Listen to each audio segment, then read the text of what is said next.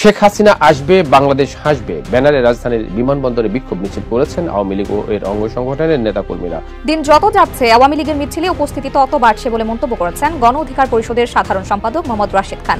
খুব শিগগিরই রাজনীতিতে আওয়ামী লীগ প্রাসঙ্গিক হতে যাচ্ছে বলেও আশঙ্কা প্রকাশ করেছেন তিনি। 2024 সালের 5 আগস্ট শেখ হাসিনা পালিয়ে যাওয়ার পর 1-1.5 মাসের ভেতরে আমি একটা কথা বলেছিলাম যে শেখ হাসিনা বাংলাদেশের পরবর্তী প্রধানমন্ত্রী হবেন।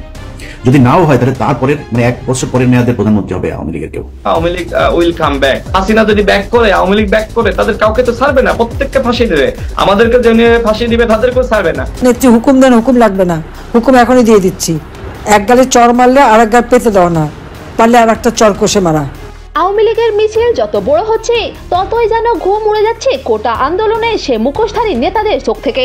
5 আগস্ট যে দিনটিকে ঘোষণা করা হয়েছিল আওয়ামী লীগের রাজনৈতিক শেষ দিন হিসেবে, সেদিনে বলা হয়েছিল আওয়ামী লীগ আর রাস্তায় নামতে পারবে না, কিন্তু সময় বলছে ভিন্ন কথা। আজ দেশে বিভিন্ন প্রান্তে রাজধানীর প্রতিটি মোড়ে মোড়ে আওয়ামী লীগ ফিরছে।